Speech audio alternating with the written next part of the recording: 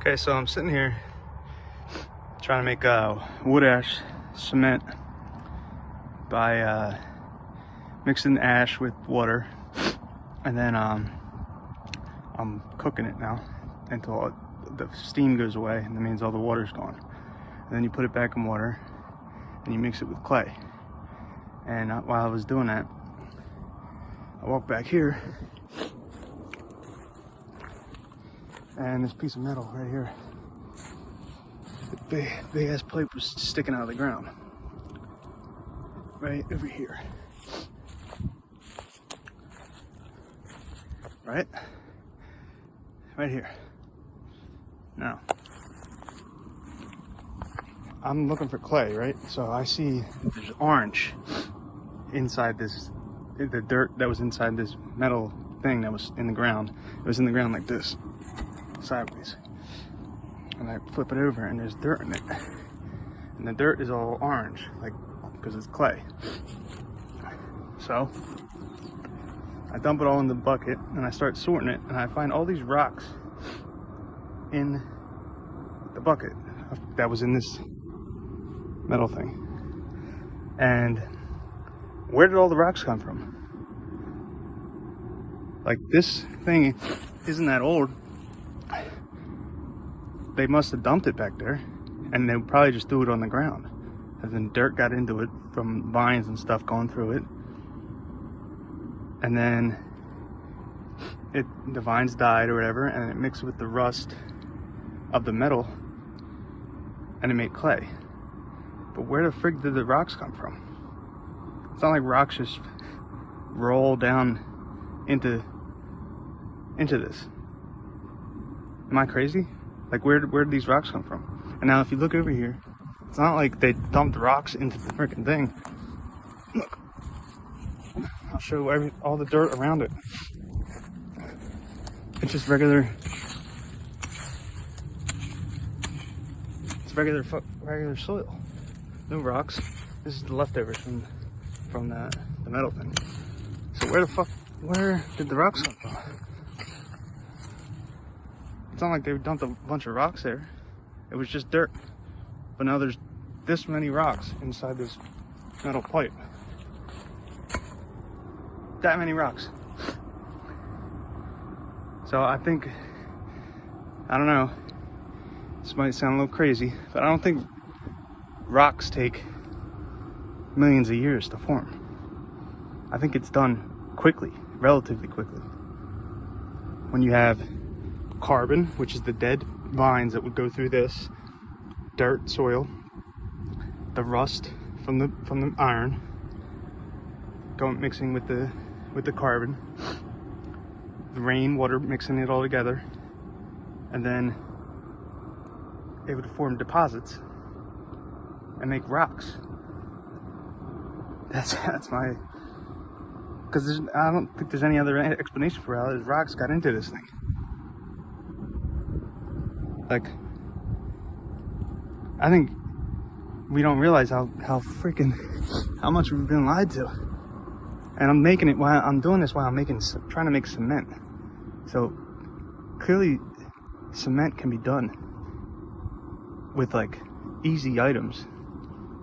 It's just like instead of using the flamethrower here, this would naturally occur with the ash from it, like the sun just beating down on it for a few days. It would all dry up, evaporate all the water, and then that puts it in a form where when it mixes with clay, it forms cement, rock. Cement is rock. So there's the rocks. And now the only thing that is missing to make the clay was the rust. I don't know, I just thought it was fascinating that all those rocks got into this thing that didn't move or anything. Rocks don't move downhill, like they don't move with the wind. So how the frick did they get in here? It had to be they had to form from rust, carbon from dead vines, and water.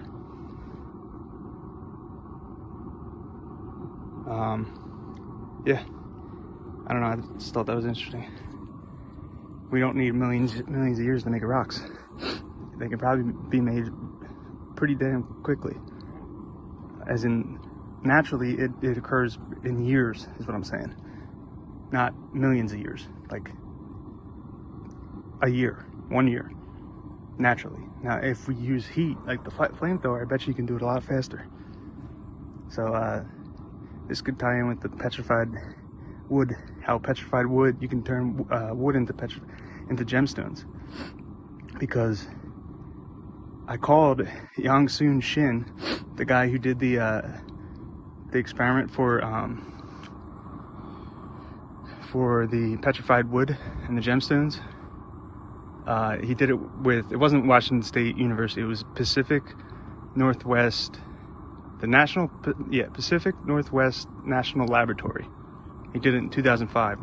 He's a scientist named Yang Soon Shin. So I called the guy. I found his number and just called him. And I asked him, because they used argon to make the petrified wood.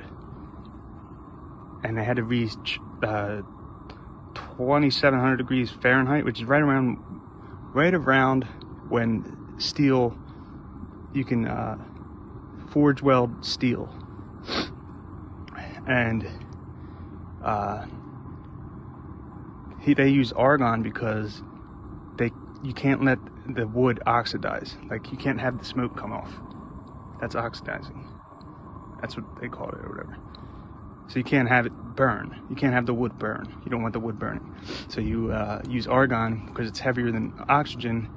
It prevents the oxygen from igniting the wood.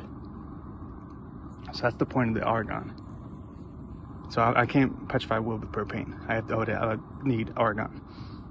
But this might make it even simpler if I can use rust, that is oxidized iron, mixed with carbon, which is what wood turns into when it's burned fully, and then water's putting on it to make rocks. I don't know, I'm kind of working this out as I go.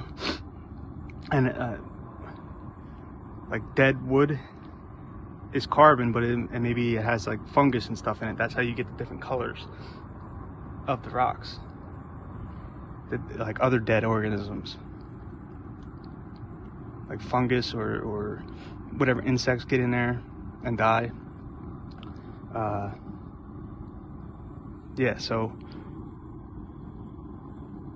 I think making rocks and making gemstones it's even easier than petrified wood, using petrified wood and a lot of heat and argon gas. I think it's even easier than that now. And every time I started like thinking this, the wind was picking up. So it was like nature giving me a clue, I guess, saying I'm onto something. But yeah, I just thought that was interesting, that rocks don't form over millions of years. They can probably be made manually within days, probably faster. Like cement is made in days. Cement is rocks. The only thing that like changes everything, I think, is the fungus and the insects and the other dead organisms that mix in, and that's where you get the colors of the rocks. That's just my take.